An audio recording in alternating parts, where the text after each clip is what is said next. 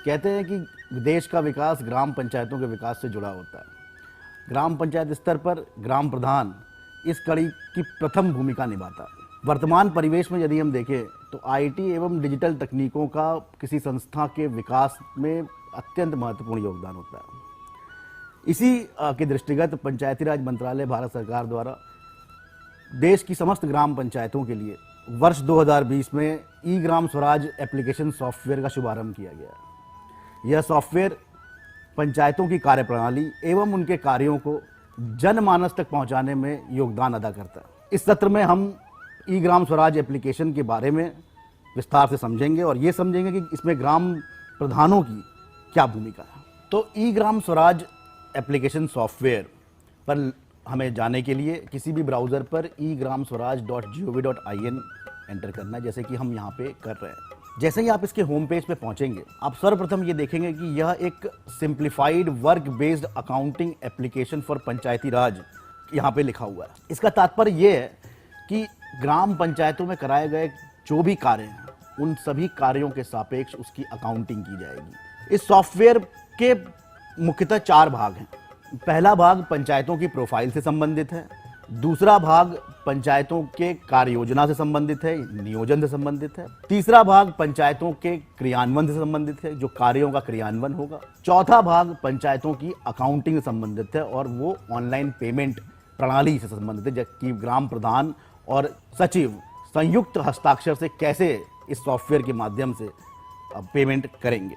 इस सॉफ्टवेयर के 3 मुख्य लॉगिन आईडी पासवर्ड होते हैं, जो कि ग्राम पंचायत स्तर के हैं, जो कि आपको संबंधित जिला पंचायत राज अधिकारी के कार्यालय से प्राप्त होंगे। सबसे पहला जो लॉगिन आईडी है वो एडमिन यूजर का, जिसको हम एडीएम यूजर कहते हैं। इस यूजर में वो कार्य किए जाते हैं जो कि ऑनलाइन भुगतान करने से पूर्व अनिवार्य है। मेकर की लॉगिन आईडी ग्राम पंचायत सचिव की लॉगिन आईडी होती है और इसी कड़ी में जो चेकर की लॉगिन आईडी है वो आपकी है, मतलब ग्राम प्रधान की। तो चलिए आइए हम एक ग्राम पंचायत की एडमिन यूजर आईडी से लॉगिन करके ये देखते हैं कि ऑनलाइन भुगतान करने से पूर्व हमें क्या क्या करना अनिवार्य है। जैसे ही हम इसमें लॉगिन करेंगे, हम ये देखेंगे कि बाएं हाथ पे हमें एक मेनू दिख रहा है। इस मेनू में panchayat profile, resource envelope, planning, progress reporting, M actions off जैसी गतिविधियां लिखी हैं। इन गतिविधियों का तात्पर्य उन्हीं 4 मुख्य भागों से है जो मैंने आपको पूर्व में बताया था, जिसमें कि पंचायत प्रोफाइल, पंचायत की प्लानिंग, पंचायत का क्रियान्वयन और पंचायत की अकाउंटिंग से संबंधित। तो पंचायत की प्रोफाइल में हम एक पंचायत में कौन उनके सदस्य हैं, कौन उनके इलेक्टेड रिप्रेजेंटेटिव हैं, उनकी डिटेल्स भरते हैं। पंचायत की प्रोफाइल पूरी भरते हैं कि वो पंचायत का भौगोलिक स्थिति क्या है, वो वहाँ पंचायत वो किस लिए फेमस है, पंचायत में सेक्रेटरी कौन है, प्रधान कौन है, इन सब की जानकारी ईमेल, मोबाइल नंबर एंट्री करते हैं। प्लानिंग में जो आपने ग्राम पंचायत डेवलपमेंट प्लान जीपीडीपी जो आपने ग्राम सभा में ऑलरेडी बनाई है, उस जीपीडीपी को हम यहाँ पे अंकित करते हैं। प्लानिंग में ही एक कॉन्सेप्ट है रिसोर्स एनवेलप का। जब आपने जीपीडीपी बनाई होगी तो ये आपने देखा होगा कि हम अपने रिसोर्सेस का आकलन करते हैं, हम अपने संसाधनों का आकलन करते हैं। इसी क्रम में जो हमारे वित्तीय संसाधन होते हैं, उस वित्तीय संसाधन को हम यहाँ पे अंकित करते हैं, जिसमें कि मुख्यतः जो हमारी योजनाएं हैं, जो हमारे अनुदान हैं, जैसे 15वां वित्त आयोग, राज्य वित्त आयोग, हमारी योजनाएं जैसे कि राष्ट्रीय ग्राम स्वराज अभियान या अंत्येष्टि स्थल का विकास, ऐसी योजनाओं में जो प्राप्त धनराशि होती है उसको हम यहाँ पे अंकित करते हैं। प्लानिंग करते समय हमें 2-3 मुख्य बिंदु का ध्यान देना है। प्रथम कि कार्य योजना जो अंकित की गई है इस सॉफ्टवेयर पर, वह कार्य योजना में सभी कार्य जीपीडीपी के अनुरूप आ गए हैं अथवा नहीं आए। उन कार्यों की जो अनुमानित लागत बताई गई है वो भी जो है वो जीपीडीपी के अनुरूप है और उसमें बहुत ज़्यादा अत्यधिक गैप नहीं है। दूसरा कि पंचायत में जो ग्राम सभा में जिस जीपीडीपी को अप्रूवल दिया है वही जीपीडीपी यहाँ पे अंकित की गई, क्योंकि हम जानते हैं कि एडीएम यूजर पर मुख्यतः जो कार्य होता है वो सचिव महोदय द्वारा किया जाता है और ग्राम प्रधानों का इन सब कार्यों में कम रोल होता है। ये 2-3 बिंदु जो हम बता रहे हैं, ये बिंदु को देखने के लिए आप इस लॉगिन आईडी से भी देख सकते हैं और रिपोर्टिंग सेक्शन में भी आप जो है ई ग्राम स्वराज के देख सकते हैं, जो कि मैं अभी आपको बताऊंगा। तो प्लान जब हमारा अप्रूव हो जाएगा यहाँ पे, तो प्लान में जितनी भी एक्टिविटीज, मतलब जो भी हमारे कार्य लिए गए हैं, वो सब कार्य प्रोग्रेस रिपोर्टिंग सेक्शन में चले जाते हैं। प्रोग्रेस रिपोर्टिंग सेक्शन हमारा क्रियान्वयन का सेक्शन है। ये सेक्शन में हम एक्चुअल वर्क करते हैं, मतलब जो भी कार्य हम पंचायतों में संपादित करेंगे, जमीनी स्तर पर उस कार्यों का लेखा जोखा यहाँ पे एंटर करेंगे। जैसा कि हम जानते हैं कि किसी भी कार्य को कराने के लिए हमें उस कार्य पर वांछित तकनीकी, वित्तीय और प्रशासनिक स्वीकृति प्राप्त होनी चाहिए। ये जो मॉड्यूल है हमारा प्रोग्रेस रिपोर्टिंग का, उस कार्यों की वित्तीय, प्रशासनिक एवं तकनीकी स्वीकृति को कैप्चर करता है। यहाँ पे यह भी महत्वपूर्ण जानना है कि हमारे प्रदेश में वर्ष 2016 में 2 लाख तक के कार्यों के लिए ग्राम पंचायतों को ही अधिकृत किया गया है सभी प्रकार की स्वीकृति प्रदान करने के लिए, चाहे वो तकनीकी स्वीकृति हो, चाहे वो वित्तीय स्वीकृति हो और चाहे वो प्रशासनिक स्वीकृति हो। शर्त यह है कि कोई भी कार्य को टुकड़ों में नहीं तोड़ा जाएगा, हमें इस बात का ध्यान रखना। और उसके पश्चात जो उससे ऊपर के कार्य हैं वो सक्षम स्तर से हमें स्वीकृति प्राप्त करनी है। प्रोग्रेस रिपोर्टिंग सेक्शन में जो कार्य हम करने जा रहे हैं उसकी स्टेटस हमको बताना पड़ता है, चाहे वो ऑनगोइंग है, क्या वो कंप्लीट हो गया है, क्या वो किसी कारणवश सस्पेंड हो गया है और या किसी कारणवश अबंडेंड हो गया है। ये 4 चीजें भी हमको अंकित करनी पड़ती है, क्योंकि हम ये ऐसा जानते हैं कि कभी कोई कार्य किसी ग्राम पंचायत में जब लिया जाता है, ऐसी स्थिति उत्पन्न हो जाती है कि वो कार्य कभी रुक जाता है या किसी विवाद के कारण उसको खत्म करना पड़ता है, उसको समाप्त करना पड़ता है। तो ये भी इस सॉफ्टवेयर में सुविधा है कि आप इस कार्य का स्टेटस चेंज कर सकते हो, जिससे कि जो आपकी धनराशि आपने उस पर अंकित करी है वो धनराशि आपके पास पुनः प्लानिंग सेक्शन में आ जाएगी और आप नया कार्य बना सकते हो।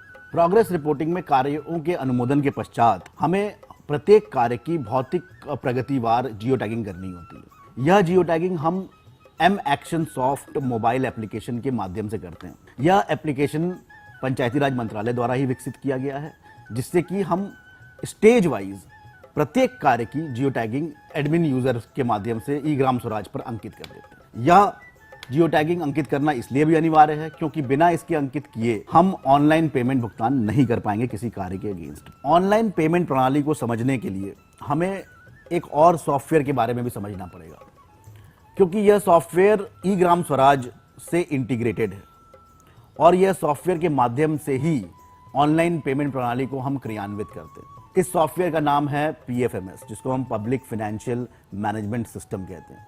यह सॉफ्टवेयर वित्त मंत्रालय द्वारा निर्मित किया गया है एवं सॉफ्टवेयर के माध्यम से केंद्र एवं राज्य सरकारों की न जाने कितनी स्कीम्स, योजनाएं क्रियान्वित ऑलरेडी हो चुकी हैं। जब हम ई ग्राम स्वराज और पंचायतों को देखते हैं और PFMS को इंटीग्रेट करने की बात कहते हैं, तो मंत्रालय पंचायती राज ने यह निर्णय लिया कि ई ग्राम स्वराज पे इस PFMS सॉफ्टवेयर को हम एक बैंकिंग पेमेंट गेटवे के रूप में इस्तेमाल करेंगे, जो कि बैकएंड पे काम करेगा और फ्रंट एंड पे सिर्फ ई ग्राम स्वराज एप्लीकेशन ही यूजर को दिखेगा। तो जिस प्रकार ई ग्राम स्वराज पर एडमिन लॉगिन था, उसी प्रकार प्रत्येक पंचायत का PFMS पर भी एक लॉगिन आईडी। तो आइए हम चलते हैं कि एक PFMS पर लॉगिन कर लेते हैं और उससे देखते हैं कि हमें PFMS पर हमें क्या चीज़ सुनिश्चित करनी है जिससे कि हम ऑनलाइन पेमेंट किसी योजना अंतर्गत कर सकें। तो PFMS पे लॉगिन करने के लिए हम pfms.nic.in की वेबसाइट पे जाएंगे। वहाँ पे हम लॉगिन पे क्लिक करेंगे। लॉगिन पे हम अपनी पंचायत, जो हमारी पंचायत की यूज़र आईडी पासवर्ड है, उससे हम लॉगिन कर लेंगे। जब हम इस पर लॉगिन करते हैं तो हम ये देखते हैं कि बाईं तरफ बहुत सारे मेनू हैं, जिसमें कि एक माई स्कीम का टैब है।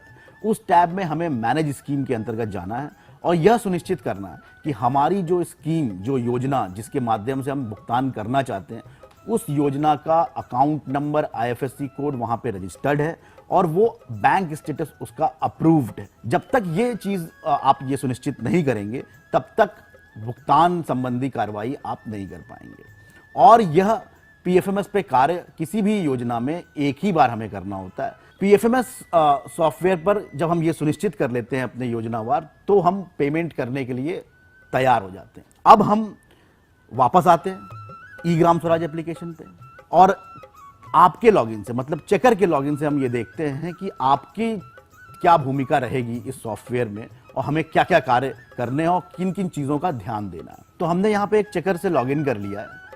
इस चेकर में आपको मेनू कार्ड में 2 चीज़ें दिखेंगी, एक यूज़र मैनेजमेंट और एक मास्टर एंट्री। यूज़र मैनेजमेंट में आपको अपनी प्रोफाइल यहाँ पे अंकित करनी होती है। यहाँ पे जो प्रोफाइल है, ये जब आप फर्स्ट टाइम लॉगिन करेंगे तो आपको प्रोफाइल अंकित करनी होती है। जब दोबारा लॉगिन करेंगे तो इस प्रोफाइल में आपको अपडेट करने का ऑप्शन मिलता है। ये प्रोफाइल आप अपडेट कर लें। यहाँ पे मोबाइल नंबर, यहाँ क्या पर ईमेल आईडी जो आप लिखें वो अपनी लिखें और इसका अप्रूवल एडीओ पंचायत से लेना अनिवार्य है। इसी प्रकार जब हम मास्टर एंट्री में जाते हैं तो हमें डीएससी से संबंधित चीज़ें मिलती हैं कि आप अपनी डीएससी यहाँ पर रजिस्टर कर लें, डीएससी को योजनावार जनरेट कर लें। डीएससी के अनुमोदन उपरांत आप पेमेंट फाइल पर साइन करने के लिए तैयार हो जाएंगे। यह पेमेंट फाइल आपको मेकर मतलब जो हमारे पंचायत सचिव हैं उनके माध्यम से ऑनलाइन प्रेषित की जाएगी। अब ये पेमेंट फाइल किसी वेंडर के लिए हो सकती है, किसी बेनिफिशियरी के लिए हो सकती है, उस पर आपको अपना अनुमोदन प्रदान करना है डिजिटल सिग्नेचर के माध्यम से। तो अब आप अगर इस स्क्रीन पे देखेंगे तो यहाँ पे आपको साइन एफटीओ का एक ऑप्शन दिखाई देगा। ये साइन एफटीओ पे जब आप क्लिक करेंगे तो जो भी पेंडिंग अप्रूवल आपके पास उपलब्ध होंगे वो यहाँ पे दिख जाएगा। मतलब कि जो भी पेमेंट फाइल मेकर द्वारा मतलब सचिव द्वारा आपको प्रेषित की गई है भुगतान हेतु, वो सारी फाइलें आपको यहाँ पे उपलब्ध हो जाएंगी। उस फाइल पे आपको ये चेक करना है कि उस वेंडर को जितनी पेमेंट की जा रही है वो सही है कि नहीं है, वो वेंडर का अकाउंट नंबर वो सही है कि नहीं है, वो वेंडर का नाम सही है कि नहीं है, किसी और वेंडर को तो नहीं पेमेंट की जा रही, कार्य जिस कार्य पे पेमेंट की जा रही है वो कार्य जो है वो ज़मीनी हकीकत पे हुआ है। और यदि आप इस चीज़ों से संतुष्ट हैं तो आप अनुमोदन प्रदान कर देंगे। नहीं संतुष्ट हैं तो आपके पास यहाँ पे दो ऑप्शन आते हैं, या तो आप इसको रिजेक्ट भी कर सकते हैं या मेकर को रिवर्ट भी कर सकते हैं। आप फिर से उनको वापस भेज सकते हैं कि आप इसको सही करके दोबारा भेजिए। जब यदि आप संतुष्ट हो जाते हैं तो आपको अपने डिजिटल सिग्नेचर जो आपके पास डीएससी जो मिली है उस डीएससी से आपको यहाँ पे अप्लाई डीएससी करना है उस भुगतान को। हर पेमेंट जो वाउचर क्रिएट होता है हमारे यहाँ उसका एक एफटीओ जनरेट होता है, उस प्रत्येक एफटीओ पे आपको साइन करना होगा। जब तक आप ये साइन नहीं करेंगे मतलब जब तक आप ये अनुमोदन डिजिटल सिग्नेचर के माध्यम से किसी पेमेंट पे नहीं देंगे तब तक भुगतान नहीं हो सकती। यहाँ पे भुगतान प्रणाली संपन्न होती है और जैसे ही आप साइन कर देते हैं वो भुगतान पीएफएमएस को चला जाता है किसी वेंडर या लाभार्थी को पेमेंट करने के लिए। ऑनलाइन भुगतान पे आपके अनुमोदन के उपरांत इसका स्टेटस आप विभिन्न रिपोर्टों के माध्यम से ई ग्राम स्वराज के होम पेज पे और अपने लॉगिन आईडी पे भी देख सकते हैं, जहां पे कि ऑनलाइन पेमेंट से संबंधित सारी रिपोर्टें उपलब्ध हैं। यह ऑनलाइन पेमेंट प्रक्रिया बहुत ही महत्वपूर्ण है एवं आपको इसमें सावधानी बरतने की भी आवश्यकता है, जो कि कुछ बिंदुओं में मैं आपको बताना चाहता हूँ। जैसे कि अपने डीएससी का आदान प्रदान किसी से न करें। इसी प्रकार लॉगिन आईडी पासवर्ड जो आपको मैंने बताया मेकर और चेकर का आपका जो लॉगिन आईडी पासवर्ड है वो भी आप किसी से आदान प्रदान ना करें। जब आप पेमेंट करें तो वेंडर किस वेंडर को पेमेंट हो रहा है, कितने अमाउंट का हो रहा है, ये चेक कर लें। यदि आप इन बिंदुओं का ध्यान रखेंगे तो आपकी ऑनलाइन पेमेंट प्रक्रिया सुचारू रूप से चलती रहेगी और आपको किसी भी प्रकार की समस्या नहीं आएगी। यदि आपको इस प्रक्रिया को समझने में कोई समस्या आती है तो आप संबंधित जिला पंचायत राज अधिकारी कार्यालय से संपर्क कर सकते हैं। यदि किसी कारणवश आपकी समस्या का निराकरण जनपद स्तर से नहीं हो पाता है तो आप राज्य स्तर पर पंचायती राज विभाग के RGSA सेल मतलब राष्ट्रीय ग्राम स्वराज अभियान सेल से संपर्क कर सकते हैं। अंत में मैं आशा करता हूं कि आपको इस सत्र से लाभ मिला होगा एवं ई ग्राम स्वराज एप्लीकेशन सॉफ्टवेयर को समझने में आपको सहायता प्राप्त हुई होगी। इसी के साथ मैं आपसे विदा लेता हूं। धन्यवाद।